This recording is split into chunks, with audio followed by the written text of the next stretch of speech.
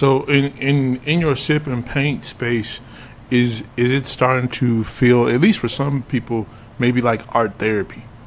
Oh, it's definitely art therapy. I mean, I have people painting. I mean, literally in the middle of painting, busting out crying. I mean, because they was like, "Oh my God, this is what I needed." Welcome to Listen My Podcast. I am your host, Davidito, and we back like we never left. Since we back, go ahead and subscribe if you haven't done so already. Today's guest. I'm excited for today's guest. Hopefully today you guys are going to get some healing from art. Art therapy is one of the topics that we're going to talk about. He's coming to us from DC. He's also works in education and does phenomenal work with students, has a heart for giving back. Derrick, welcome to the podcast. Listen, it takes wisdom to grab these sneakers and spin them. Cut a couple of linen and match them up with the denim core. Davidito, he'll cook it up like a kilo. And have your Air Ones appropriate with the stilo. He's no Lilo, but he's mean with the stitch. Thank you. Thank you for having me. Yes, sir. Yes, sir. Here, let's start here. Let's go ahead and have you introduce yourself to the audience and tell us a little bit about yourself. I am. My name is Derrick Morgan. I am from the DMV area, that is the District, Maryland, and Virginia area. Born and raised in DC, Southeast. I am 57 years old, and I am a substitute and teacher's aide for elementary school. Okay, that's what's up. So, from that career background and doing that, what got you into doing custom shoes? Well, I wasn't always doing that, being a teacher and substitute and doing that. What got me into custom basically was the pandemic. Mm-hmm. I have my own sip and paint business that I have for over 15 years that have been up and running around this area. I've been voted number one by Yelp, number one in the DMV area, and it was pushing. I mean, I was booked up for a whole year until the pandemic hit. Everything went flatline. And that from that point on, I was like doing nothing, and saw this video. I said, and I'm an artist, so I oil paint. I do all kinds of painting and stuff like that. And when I saw that, I just started looking more into it. And I watched, and there's two people that got me started. I watched Dylan DeHesa. I might be butchering his name, but he's from the Chicago area, and Vic Almighty. Those are the two videos that I watched that got me Vic got me the restorations, and Dylan sit back, watching him got me doing the customs. So that's how I got started. Yeah. So you said before getting into the shoes though, which I want to come back to, because I think the pandemic made a huge shift for all of us, but you said you were already into art. Yes. So where did art start from for you? The art started for me when I was a kid. My big brother was an art. He was a heck of a drawer, and I can remember this like yesterday. And I was probably around about 6, 7 years old. He did this drawing. I tried to do it too, and I did it really well. First time ever doing it. And from that point, I just kept going and going and going. I didn't meet my dad till I was around about 23, something like that. And a lot about him, he was an artist too. And he was in the Vietnam War. He used to draw, portraits of his buddies, send back home. He did that and everything. And I found all that about him when I got to meet him. And I've been an artist all my life, self-taught. Never took a class of art in my day in my life.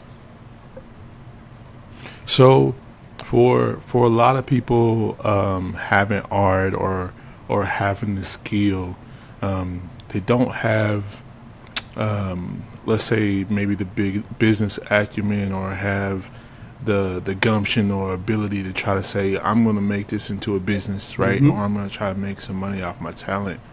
What helped you get to that space, and what kind of drove you to say, I'm going to make these decisions? Well, funny you say that, because in my neighborhood, there was always a neighbor that had businesses. This one neighbor that had a roofing business. I worked for him as a teenager. It's another neighbor I had that he had his own trash company. I worked the back of the trash. I was a teenager when I did all of this. I have another friend. We about the same age, but he was in the funeral business. That was a generational thing, and he took that up. And I picked up the trait of just, hey man, I want to own my own. When I got in my early 20s, I started my own cleaning business, which was very successful for at least almost 20 years. I had my own cleaning business, had dentist offices, cleaning, apartments, clean outs. I was rolling.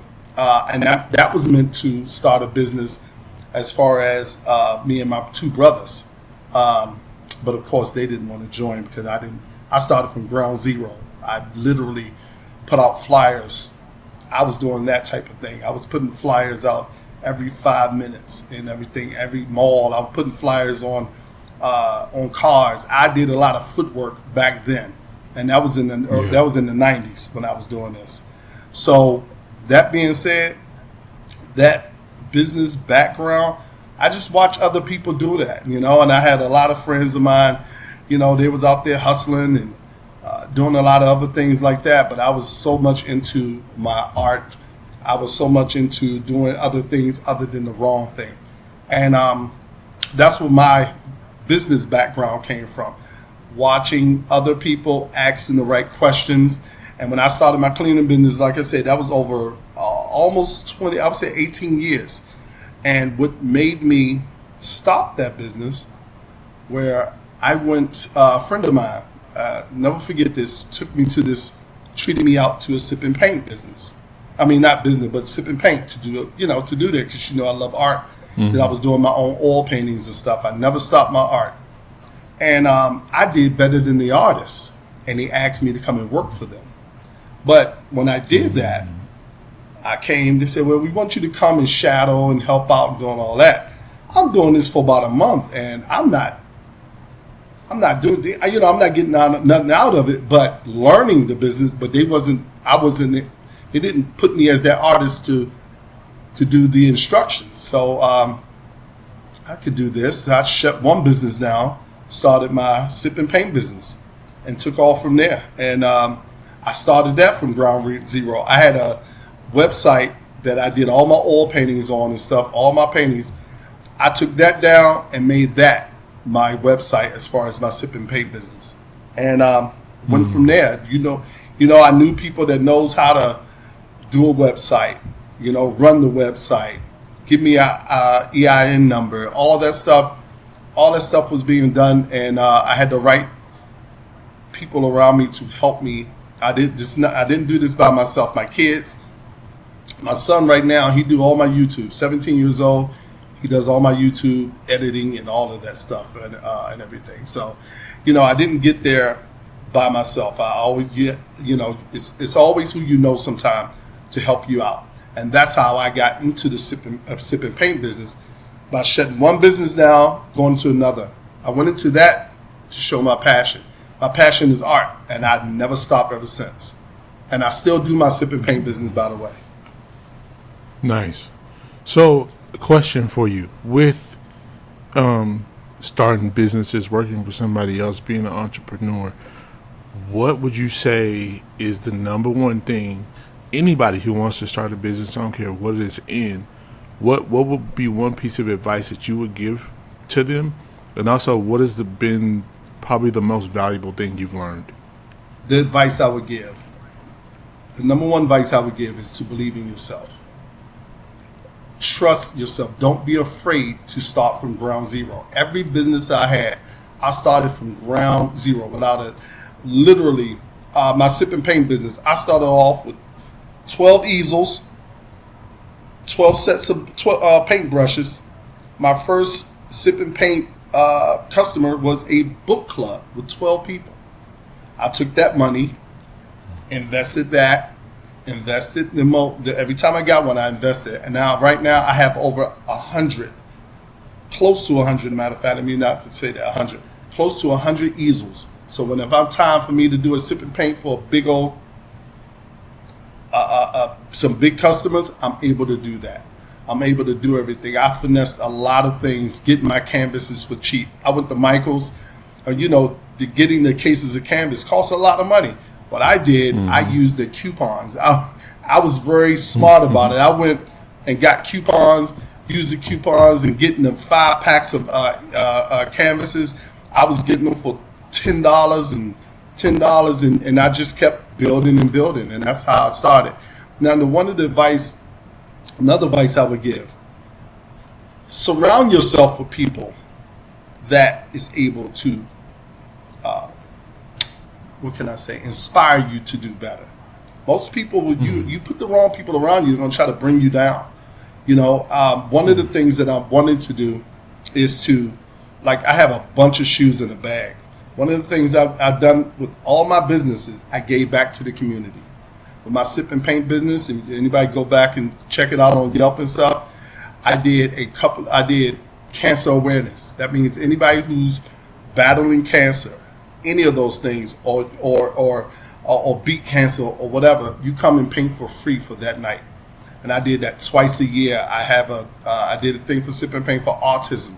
If you have the motor skills, you and your whoever take care of your caretaker, y'all come and paint for free. So I did a lot of giving back with this business as well. I want to get back to the homeless kids. I have a lot of these shoes that I'm going to restore, make them brand new, and be able to give it out. Hopefully, do a school year coming up. I plan on doing that. And what was the other question you asked me? The second one, I'm sorry. Just what was the most valuable thing that you've learned? I think the valuable thing, and I think I just already touched on it, is giving back. No matter what you have, I don't care if you have 2 nickels to rub, your talent can give back.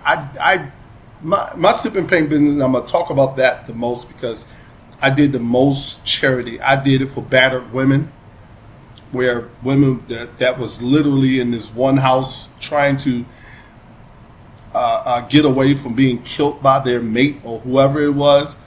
I'm doing sip and paints for them and everything, and you watching them and you hear their testimony. I did sip and paint for people who trying to seek asylum. That was men and women was being raped or whatever, but they were trying to seek asylum, and I did free sip and paints for them. Children's hospital, I did free sip and paints for them. So a lot of that I've done, I gave back. And my best advice is, it's not about making money all the time. Sometimes it's about what you give back to the community. And that's one of the things I've done since day one. No matter which business I have, I always gave back. I sat there with my cleaning business. I cleaned out this woman's apartment that was about to be evicted because her apartment was that bad. I went in there and cleaned that whole apartment out by myself. It took a whole day because she called me and she was in tears. Said she don't got no help. She had no family, and she was about to be evicted if her apartment wasn't clean. I went in there and it took me literally a whole day to clean out that apartment so she wouldn't get evicted. So I always give back, and I think that's one of the things I will sit back and give the advice to people. You do it. Make sure you have the passion for it. And make sure you have the passion to give back. It's very important. Yeah. So in your sip and paint space, is it starting to feel, at least for some people, maybe like art therapy? Oh, it's definitely art therapy. That's what I've done. I mean, I have people painting. I mean, literally in the middle of painting, busting out crying. I mean, because they was like, "Oh my God, this is what I needed," and it's definitely that. I just done a painting. What was that? Yesterday. I did a painting yesterday for myself. I just did it. And that's something that I got away from when I started my business. And my daughter, Jasmine, used to always, "Dad, when you going to start painting for yourself?" Because growing up, that's all they saw me do was do my oil paintings and sit there and watch. And my daughter, my youngest daughter, Elena, she is an artist herself. She did 2 customs. She did some Mario and Luigi customs on some Air Force Ones. And then last year she did Mickey Mouse and Minnie Mouse. And, so she's 14 and she's on her way. Yeah. So I would like for you to touch on something, right? Because when in those spaces, when art is becoming therapy, there also has to be a sense of safety, right? Yeah. So how in in these events or opportunities when you're having these groups together, how are you setting an atmosphere of safety and comfort for people to be able to release that energy, whether it's crying, through talking, through the act of them painting something? And then are you doing a specific subject that helps lean to them being able to release some of that? Good question. One of the things that I do when I do my sip painting, first I play good music. I play good vibing music. It's not always the hardcore rap that a lot of people like and everything, whatever. I play some nice R&B, 90s, 2000, stuff that meaning. And depending on my crowd is depending on what kind of music I play. So that always helped. And then secondly, I think one of the things that is important that in that safe place, be yourself. I'm a very inviting person. I'm a very outgoing person. I make you laugh. I crack jokes on your painting, and they laugh with me. I'll sit here and say God knows anything out my mouth at the time, and they will bust out laughing. And that's one of the things I think that really makes them very comfortable and very, very therapeutic, is that they get to be themselves and they get to see me be myself and everything.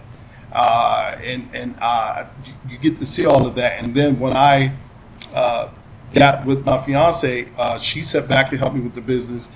And next thing you know, her personality joined with the sip and paint business, and they just loved us as a whole. And we just our dynamic together, joning on each other and all that stuff, always bring out the best in people. So that's kind of cool.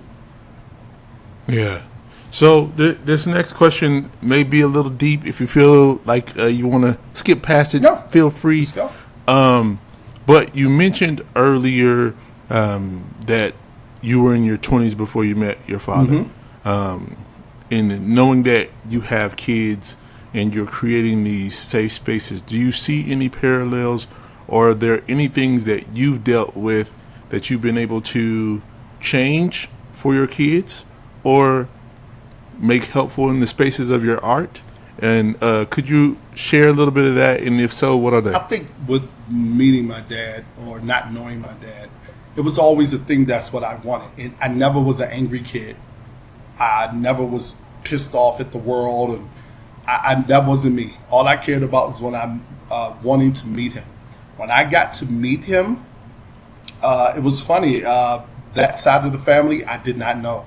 So how I got to meet him, I can get into that a little bit. If you want me to get into it, I can right now. But how I met him, I remember my mother and them always talked about Tennessee Avenue. Tennessee Avenue, that's what my grandmother were, I guess, his mother, and my dad's mother. And I just sat back and got on a bus and said, you know what, let me go see. I literally walked down Tennessee Avenue, walked up to a door, didn't know which one, knocked on it, and asked, is this Morgan family, which is my last name? And they said, no, that's right next door. I was one door away from knocking on the right door. When I knocked on it, my aunt Gwendolyn opened the door. I didn't know who she was at the time. I told her who I was, and then she just teared up, invited me in, and we talked for hours. I got to see pictures of my dad. My dad wasn't there at the time. My dad was over at his sister's house at the time. So I didn't get to see him. Then they called him. So it took probably a couple of months or maybe a month and a half for me to finally meet them. And how I got to that is they always got over my grandmother's house supposedly and have family reunions or get together. And that's how I came to meet my cousins, which is so many twins on that my dad's side. My dad's a twin. I didn't know that. He was a twin. There's so many twins on that side of the family. And I remember sitting there with my oldest son mother, and we just sitting there saying, okay, which one is he? And I just saw this guy just walking right towards me. I said, that's him. And he was just like, I just knew it. And he came and he was just bawling the whole time. He gave me the biggest hug. He was apologizing. And the first thing I said, there was nothing to apologize for. I mean, all that matters is going forward. And that's how that is. I was never mad at him, none of that. And it's never a sore subject for me. I use that even to this day with me teaching. And these are young black troubled kids. A lot of these young black kids, dad's not around. And I can tell you this one story because I could talk. They was having this project in the classroom. This was, I want to say, second grade, matter of fact. And this one kid, parents never come up there, dad not there and everything. And I took him in the hallway, and I told him my story, and that helped him. And from that point on, this little kid looked up to me and always came to me, talked to me, and even when he had hard times, I was the only one that can calm him down. Only one that he can confide in. And next thing you know, the principal saying, "Hey, Derrick, do you mind doing A, B, and C, taking him for lunch and join him at recess?" And that's how that got started. So my testimony helps other kids. And I can tell you, that's not the only kid I help. And I talk to a lot of these young black kids that don't have these father in this household. And some of the violence or some things they just know so much about is crazy. And sometimes I got to tell them to tone it down. Look, don't bring the hood into school. You got to learn here. You want to be what you want to be. And I want to be a basketball, but it starts now. So I take that to there and everything. And each one of my kids the same way. They know. I told my kids when they was young, get locked up. You're going to stay in there. Because you don't have a reason to be locked up. You don't have no reason to do anything stupid out here because I'm here. Your moms are here because I have more than one mom. I mean, baby mamas. And that's what my thing was. And they hold true. Ain't none of them get locked up. Because I told them I was staying there. Yeah. So I was curious in that space, right? Because I can relate on some level. So I've never met. I call him my donor because he just made a donation and left. So I've never met him, right? Mm-hmm. But as a kid, I remember the moments of me being mad and frustrated because he wasn't there and I didn't know him. And I also remember at a young age forgiving him. Mm-hmm. And I didn't necessarily forgive him for him. I forgave him for me, right? To release it and get that off of me. And I've shared that story with so many kids. I've worked in education for the last 20 years. Okay. So I've shared that with so many kids and trying to help them in that space. But it has also formed me as a parent and as a father. Yeah.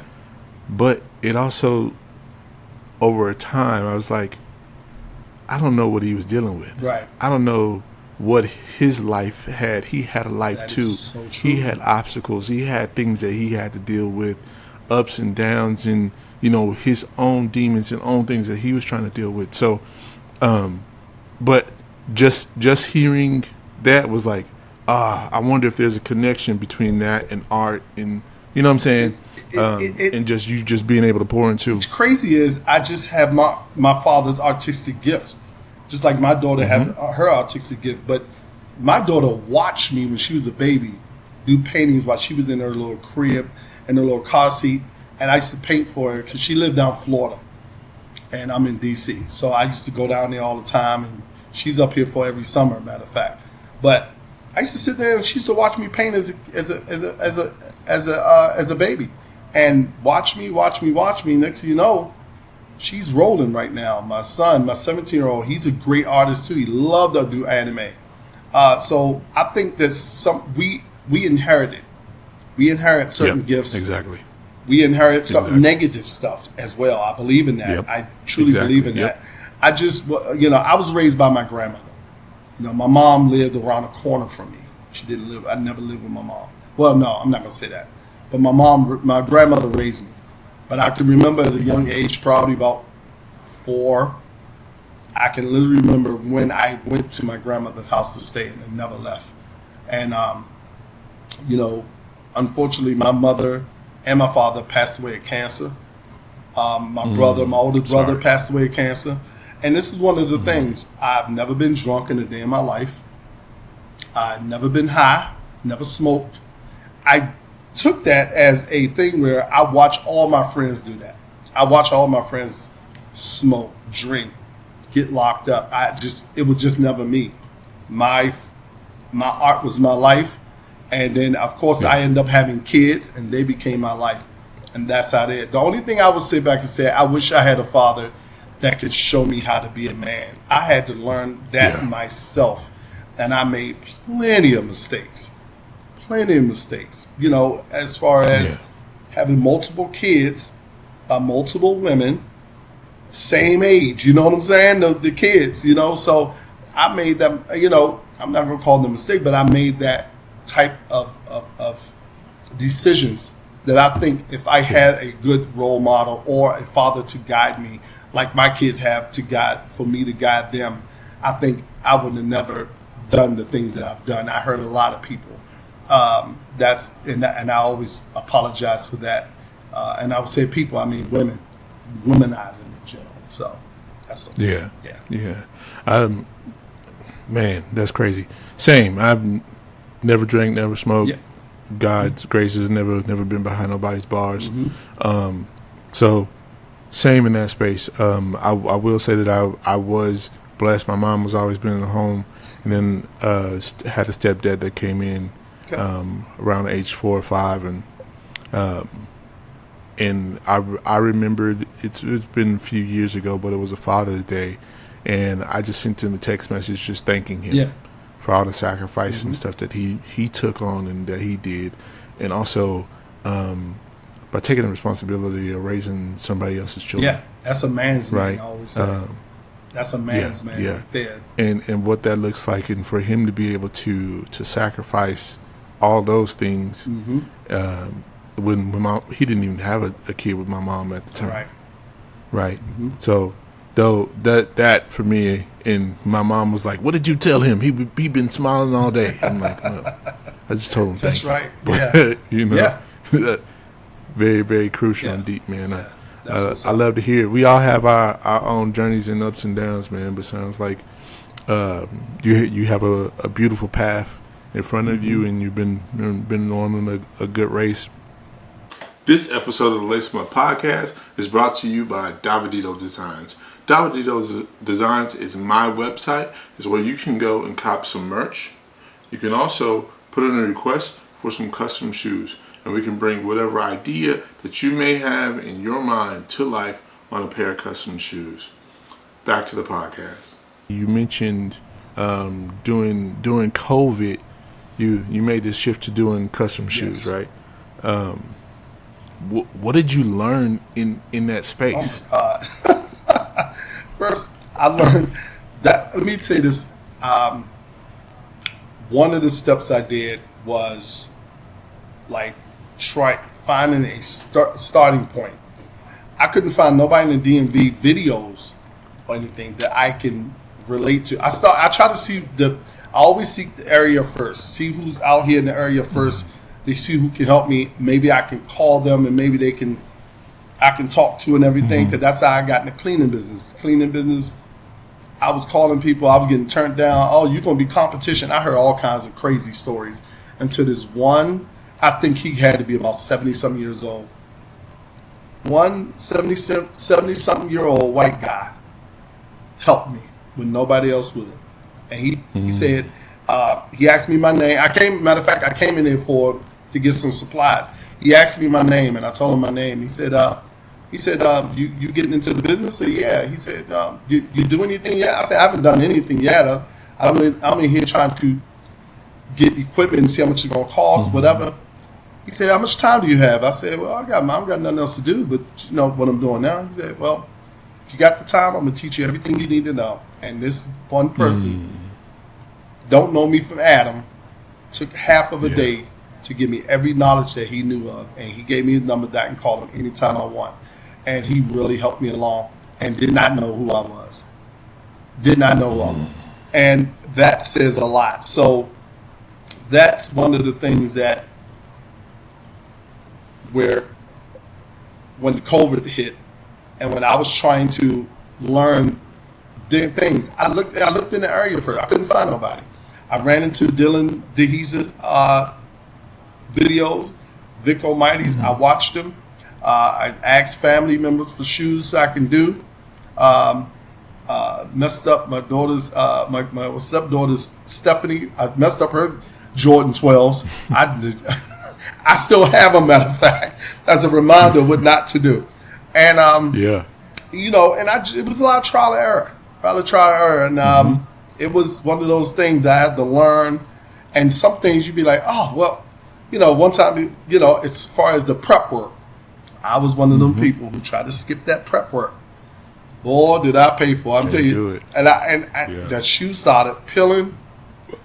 It was a disaster. So it was just a lot of trial and error. And I actually did all my research, all my trial and errors. I did all of that before I even opened up the business. I did that for probably about 2 years before I started the business of customizing other people's shoes. So I took 2 years to perfect the best I can, and before I started doing the shoes. So that's how that started, and that's how I did that. Yeah. So if you had a young person that came up to you, it could be an old person, I don't care, young, old, whatever. They came up to you and said, "Hey, I saw you did this shoe for such and such, or I saw your artwork. Give me one piece of advice that you would give them that they need to know that they can take away with." An advice I would give them, I think the most important thing, don't give up, because failure can be very discouraging, especially to someone who's young. I just was one of those kids that I just had a lot of obstacles to get past. You know, my birthday the day after Christmas, so I didn't have a lot of Christmases, you know, and my birthday was non-existent, literally. And don't get me wrong, I was never mad about it, because my grandmother, she raised me and my brothers, and she was doing everything she can, and I get that. But it taught me to just, hey, you want something, you gotta go get it. You gotta work for it, and that's what I've done. That's what got me working, doing roofing when I was 14, 15 years old, working on the trash truck, 16, 17 years old. You know, doing all these things with these other people, my neighbors that own their business. It just taught me work value, you know, work ethics. So I think that's the number one thing I'll come across. Don't give up. Don't be afraid to fail, because you have to learn how to fail before you succeed. So that would be my first thing. That's to be the thing I tell them. Don't stop. I tell everybody who have the talent to art, don't stop. I say, you might go out here and find a job that's paying you God knows how much. Don't stop what you love doing, because a lot of people do that. I have a lot of friends that's great artists or great at something. They don't do it no more, because, you know, I think sometimes life get away from everyone, and I think that's what happens to a lot of people. But I would tell them, don't give up. Stay strong. Yeah, that's funny. So I'm a holiday child too, but mine is Thanksgiving. I tell everybody I'm a turkey baby. So once every 4 years, Thanksgiving fall on my birthday. Yep. So yeah, what's the date? Some relatability. What's the date? The 26th of 11. That's my daughter's birthday. 11/26. November 26th. Yes. Yeah. So that's hilarious. Yep. Yeah. But she get treated. She's spoiled. She's spoiled. I just got her that daggone Nintendo Switch 2. I don't even want to talk about it, but she deserves it though. That's what's up. That's what's up. So out of the shoes that you made, this is one of the questions I like, but it's sometimes hard for people. Give me your top 5 shoes, custom shoes that you've made or designed. Well, I think one, I would probably have to say, I'm a big football guy. I still play flag football to this day. I'm a big Philadelphia Eagles fan. I've been a Philly fan since late 70s, okay? That's how much a Philly fan. Okay, so you was out here dancing with Gilly then. You was out here getting the hype with Gilly, okay. I think my one of my top ones I got right here on these 14s that I did for myself, and I got the both, symbols on that. Yeah, I think that's one. Yeah. I think that's your game day shoe. You know what? This. Oh my God! Here's another story, and then we're gonna get right back into it. Yeah. I did these ones right here. These my other nice. Oh, okay. I'm God. I did these celebrating when we went to Super Bowl when we lost to the Chiefs at first. I never wore them because we lost. I never wore them because we lost. And on Black History Month in February, I had to present something about Black history, and I decided to do something about the first black quarterback ever. The first black head coach. I did all of those things. Same person. Huh? Yeah, same person. Yeah. Same person. Yeah. Yeah. I had to do all that because you're right. It did both and everything. And I wore those ones for the Jordan 14s I did. I wore those for the first time doing that with my Randall Cunningham jersey. But other than that, I would probably say the Jordan 14s I did. And then I think the second one I did was some neon glow-in-the-dark custom for a prom a couple of years ago, probably about 3 years ago, for this kid that was going to his prom, big boy, because his shoe was big as hell. And mom said, I want the neon, I want the colors. She gave me creative control. And did them, shipped them off, and got the picture of him wearing them and everything. I think that's one of my top 5. I think another one, I did some not San Diego, my bad. I did some Chargers. Some LA Chargers. Those, I love the colors. They was just on point. I think that's on top. Wow. I did this Sean Taylor Redskin shoe at the time when he passed. I did a custom for this guy on some foam posits. I think that's a top 5 because I do a lot of football stuff, as you can hear. Yeah.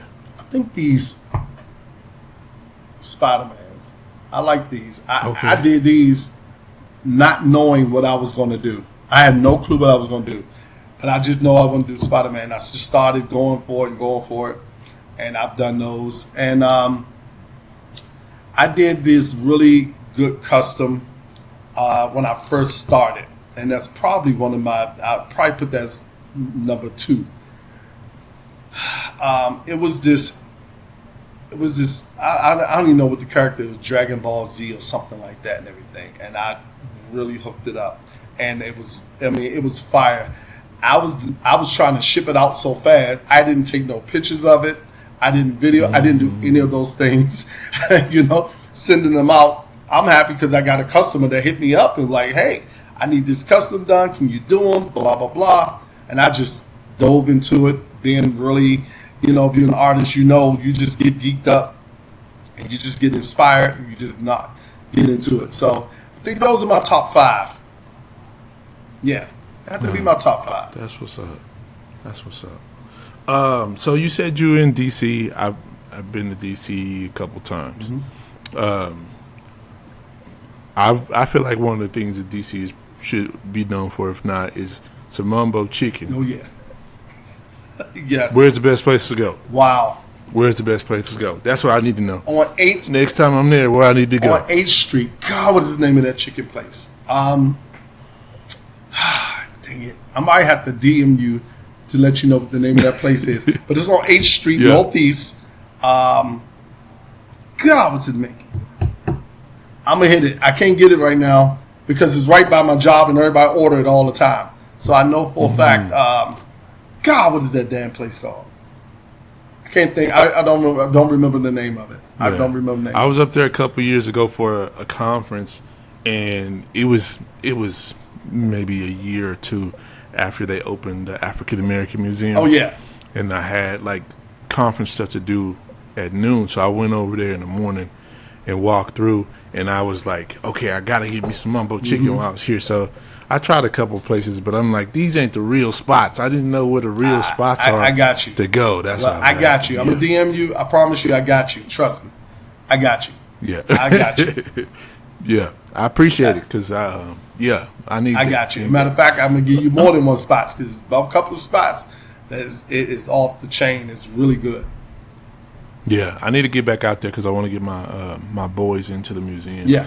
And walk them through the museum. We just went through Kansas City a couple weeks ago, and I took them to the African American Baseball Hall of Fame Museum out there and walked them through that. So I want to get them to that one too as well. You'll definitely let me know, and you got a friend here, and I can show you around and everything else like that. You can have a nice little chauffeur. I got you. Yeah. You know what I'm saying? Yeah. So I got you. Yeah. All right. I'm gonna hit you up Do too. that. I'm gonna hit you up. Yeah, for real. So on the kicks, what would you say has been your favorite shoe to paint, and what has been the most difficult one? Good question. I think Air Force Ones are always the easiest because of the panels, the different panels and stuff on it. I think Air Force Ones are always the easiest to do. I like the Jordan 1s as well. Very easy to do because Jordan 1 is mine. Panels to do and everything. The most difficult ones to do it, I would probably have to say the Jordan 11s. I think they're the I'm not touching them. I think they're the most difficult ones to do. I think where I tell people you could do a custom on there in the issue, but like I said, there's not a lot of space. You got the patent leather, so it's a lot of stuff. If you want to change the colors, that's cool. But if you want something on there and stuff like that, it's going to be limited. You got to explain that to them because most people don't understand what we do or what we go through and how we do it and everything. I just had a customer. One of the shoe done, one of the color blocks done. I gave them the price, and they was like, "Oh, really?" I mean, they act like the price was outrageous. Oh, well, do you have the shoe? I said, "No, you have to get the shoe because that's your deposit. You give me your brand new shoe, and that's your deposit, and I'll go from there." And that's how I do it. Yeah. So speaking on that, so this has been a conversation I've had with a couple different people, right? So I don't buy the shoe. You send me the shoe. That's how we go. You tell me what kind it's going to be, and then I go through the process of I create a stencil for each one of mine, and then do the artwork and send them an image of the artwork. Do you charge them for your artwork to approve? No, I just mine is a flat rate of what I think is going to take my time to go through it. And for instance, if you sit there and say you want Wolverine on one of your shoes or whatever the case would be, and I'll be like, okay, what do you want with Wolverine? Do you want the claws out? Do you want his face with the claws? I ask these questions, and depending, as you know, how much time you put into it is based upon how much you charge, and that's how that goes. Yeah. But I personally, and I don't know about you, but I don't run into a lot of high price people who's trying to pay a lot of money for customs. I find people who's, I tell them because my base price will be probably about $225, okay, and I find people who have issues with that, depending on if they just wanted one solid color, and if they want the Nike swoosh or something in one color, and they just want it like that, I go down to $180. You know what I mean? It just depended on what they want. I think the highest anyone ever paid me for shoes will be $450.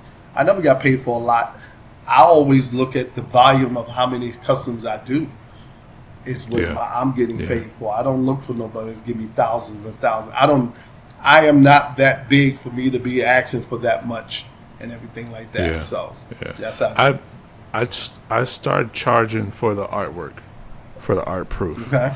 And the reason why is I had a couple people who were like, "Hey, I'm really interested in getting the shoe from you." I'm like, "Okay, yeah." I have one that stands out in my mind right now was a Naruto shoe. And I'm like, okay. I create the design. I send them design. Oh, yeah, well, I like that, but I would like to do this. And so I've created like 3 or 4 designs. Right. And sent it to them. And then I'm like, okay, all right, yeah, this is the one you like. All right, cool. And then they backed out. Oh, yeah. And I'm like, I've wasted so much time trying to create this artwork for this shoe.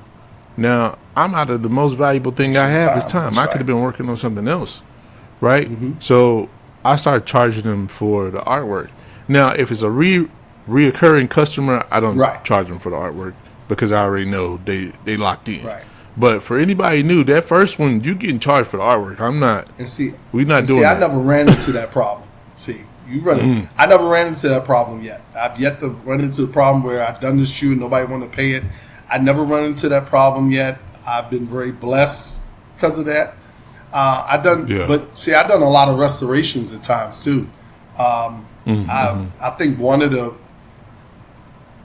restorations that I did that we just talked about, the Jordan 11s, that people are like, oh my God, you got it looking new again, because they have it busted all up, and if you know the Jordan, they get yellowed under the bottom real easy and everything like that. I yellow them, I do this, I clean them up, have them shining, and that, because if I'm going to sit there and you're going to give me your shoe, and for me to restore, and I restore it, and you don't get back with me, and you don't want to give up, I got me a shoe I'm going to sell for a little bit more what you was going to pay me.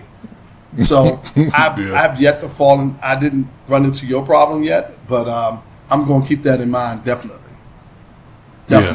Yeah. I never even thought of that, because that never happened to me. And to hear you say that, that's crazy. That is crazy. But one of the things I normally ask them, I've done this one, and I say, okay, what was this? Yeah, I forgot what the heck it was. Anyway, I asked them, I said, well, send me the picture you want on it. That's another thing I did. And I think I didn't have no issue when I sit back and said, what do you want on it exactly? Just show me what they want on it. Okay, bet. This is what I'm going to put on there. We got it all squared up. They give me the shoe. I do it. They're happy.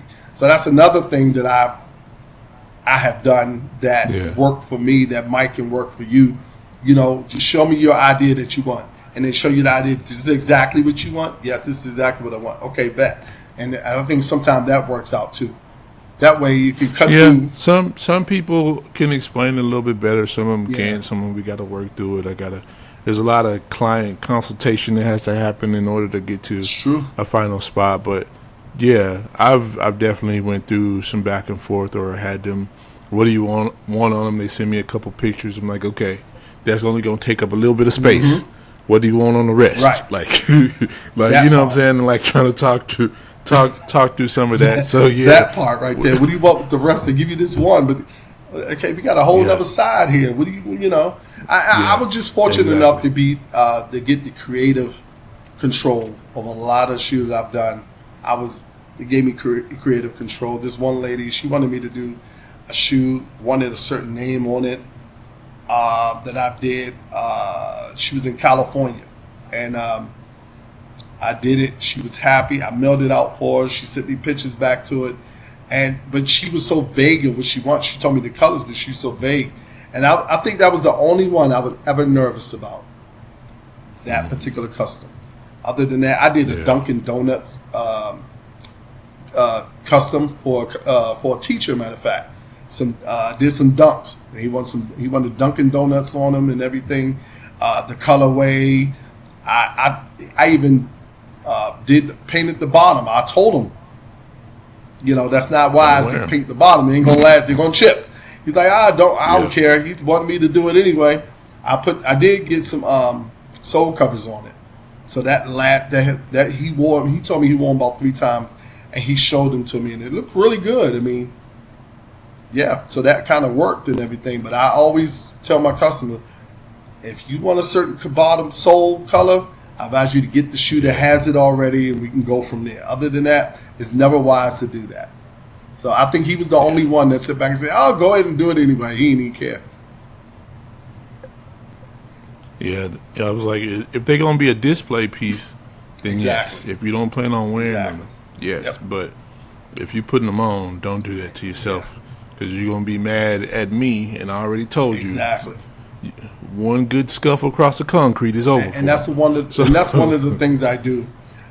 One of the things I did when I first started, I did customs for myself to test out what works and what don't work. And I'm telling you, I found out, like I said, when you skip these process of prepping, it shows later. I promise. One or two wears, it shows. Yeah. So one of the things that is coming to mind as you're talking, right, with having the different businesses you have, with doing customizing shoes, at some point you have to be able to go get a customer, right? Mm-hmm. What does that look like for you? Is it a marketing or you beating the streets? Like, what does that look like for you to be able to go get a customer and to market yourself? I'll say this much. I'm gonna go with the custom shoes first. As far as the custom shoes to market yourself, do some family members' shoes for free. Grab a friend, their kid, do it for free, and the word of mouth out trumps everything to me. That's just me. All my businesses, the word of mouth, always been my biggest asset, and I think that is more important. So I think that's one of the things I would give any advice to go, and that works for me. Do that, and word get around, and then next you know, I want this done or I want that done, and next you know, you got customers, and go from there. But patience. People expect you to just have people just knocking down your door. Each business I had, you have to be patient. You're going to have your ups and downs. Like my sip and paint business. I remember my first year, I thought the summertime I was going to be booming. That's the slowest time of the year. Sip and paint. Because they outside having fun. Exactly. Yeah. And I didn't know that. But I've learned it. But I thought, I just knew it was going to take off. I said, oh my God, I couldn't wait. Slow. But I mean slow. Yeah. Slow, if any. It got to be cold, and I want to be inside. Exactly, Yeah, and that was my fast. Yeah. That was my best times when it was cold. You're right. So, that's one of the things I will honestly say on that is just the word of mouth. I mean, you can use all the social media you want. People stroll in your thing. Like my YouTube. My YouTube is to help other people. I'm not getting no money from anybody putting my videos up. It's to help other people because I didn't have nobody to help me, especially in the DMV area. And so I've done this so other people in the DMV area, me being in the education field, see these kids with these enormous talent. Yeah. And just because my next adventure is to do a kids book. It's my next adventure. I am going to write a kids book. I'm working on one right now. And I'm going to do that. But it's enormous. I'm going to have some of the kids that's artists at this elementary school be the illustrators. So, I got my son and daughter over here. They can be illustrated on my next one or whatever I decide to do. So that's one of the things that is so, so, so important that,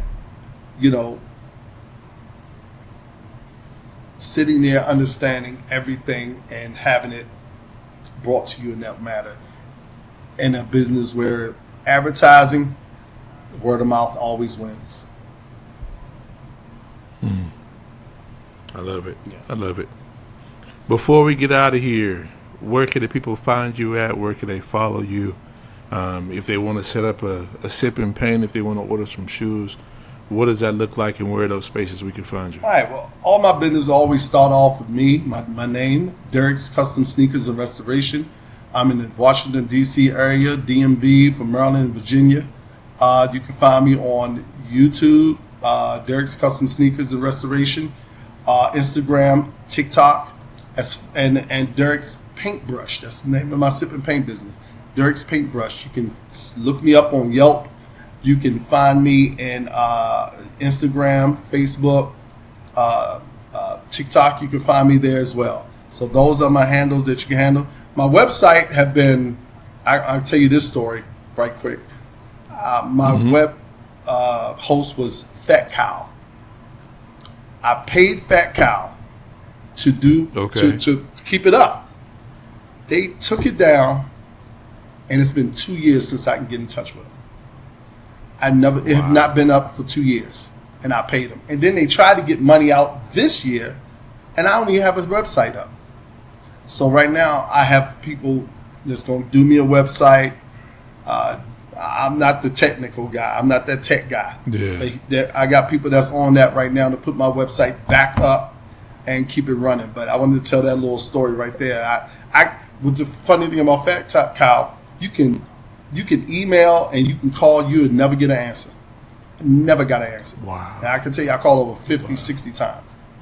So that's in that. But those are my handles. You can get in touch with me in anytime and everything. Anybody got any questions, anything you want to learn, DM me. You can hit me up anytime.